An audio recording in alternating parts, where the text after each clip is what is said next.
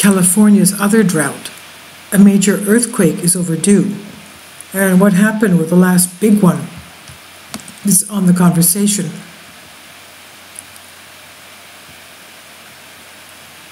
Colorado State University. California's earthquakes are a geological inevitability, and we see quake swarms there all the time.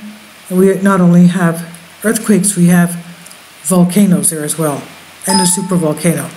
The state straddles the North America and Pacific tectonic plates and is crisscrossed by the San Andreas and other active fault systems.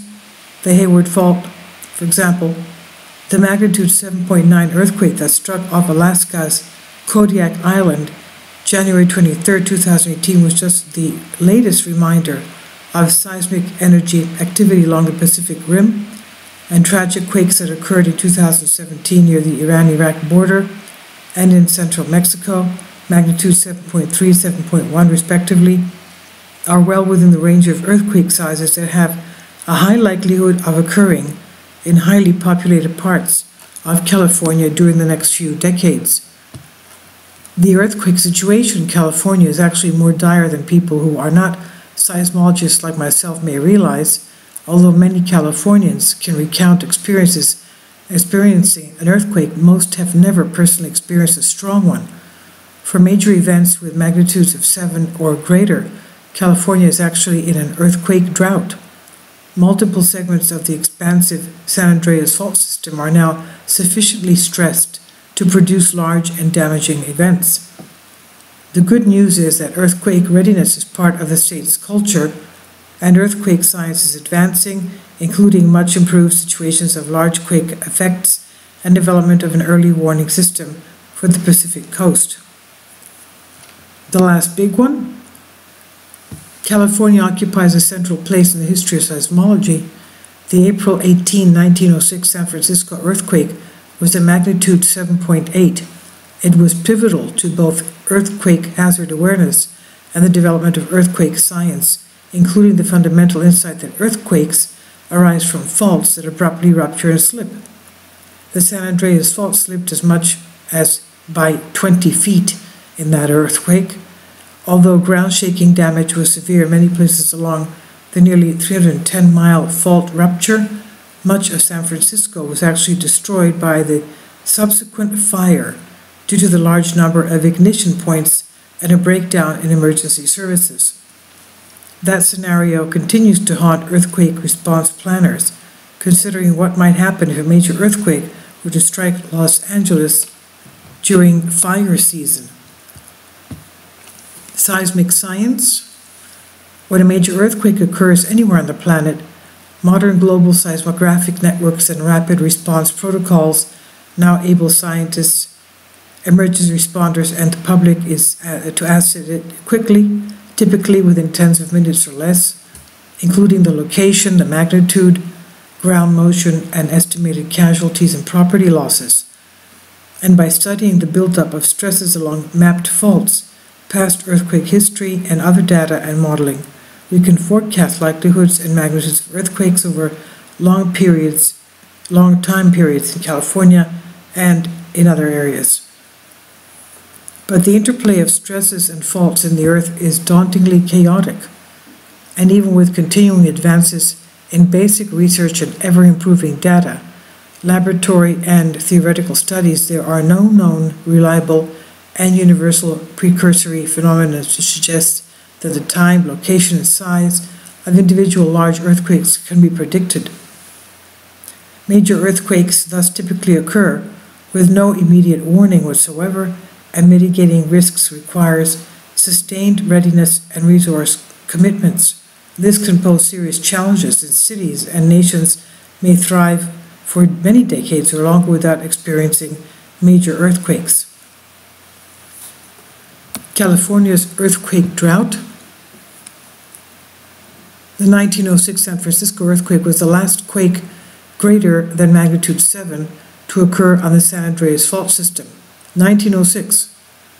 The inexorable motion of plate tectonics means that every year, strands of the fault system accumulate stresses that correspond to a seismic slip of millimeters to centimeters, and eventually these stresses will be released suddenly in earthquakes. But the central southern stretch of the San Andreas Fault has not slipped since 1857, and the southernmost segment may not have ruptured since 1680. The highly urbanized Hayward Fault in the East Bay region has not generated a major earthquake since 1868. So reflecting this deficit, the Uniform California Earthquake Rupture Forecast estimates that there is a 93% probability of a magnitude 7.0 or larger earthquake occurring in the Golden State region by the year 2045, with the highest probabilities occurring along the San Andreas Fault system. 93% probability. Can California do more? California's population has grown more than 20-fold since 1906 earthquake, and currently is close to 40 million. Many residents and all state emergency managers are widely engaged in earthquake readiness and planning, and these preparations are among the most advanced in the world. For the general public, preparations include participating in drills like the Great California Shakeout, held annually since 2008, and preparing for earthquakes and other natural hazards with home and car disaster kits and a family disaster plan. No California earthquakes since 1933. Long Beach event magnitude 6.4 has killed more than 100 people. Quakes in 1971, San Fernando 6.7, 1988 in Loma Prieta 6.9, 1994 Northridge 6.7, and 2014 South Napa 6 magnitude. Each caused more than $1 billion in property damage, but fatalities in each event were remarkably dozens or less. Strong and proactive implementation of seismically informed building codes and other preparations and emergency planning in California saved scores of lives in these medium-sized earthquakes. Many of them could have been disastrous in less prepared nations. Nonetheless, California's infrastructure, response planning, and general preparedness will doubtlessly be tested when the inevitable and long-delayed big ones occur along the San Andreas Fault system. Ultimate damage and casualty levels are hard to project and hinge on the severity of the associated hazards such as landslides and fires. Several nations and regions now have or are developing earthquakes early warning systems, which use early detecting ground motion near a quake's origin or alert system, alert more distant populations before strong seismic shaking arrives. And this permits rapid responses that can reduce infrastructure damage. Such systems provide warning times of up to 10 seconds in the most favorable circumstances, but the notice will likely be shorter than this for many in California earthquakes. Early warning systems are operational now in Japan, Taiwan, Mexico, and Romania. Systems in California and the Pacific Northwest are presently under development, with nearly early versions in operation. Earthquake early warning is by no means a panacea for saving lives and property, but it represents a significant step towards improving earthquake safety and awareness along the West Coast. Managing earthquake risk requires a resilient system of social awareness, education, and communication, coupled with effective short and long-term responses and implemented within an optimally safe built environment. As California prepares for large earthquakes after a hiatus of more than a century, the clock is ticking.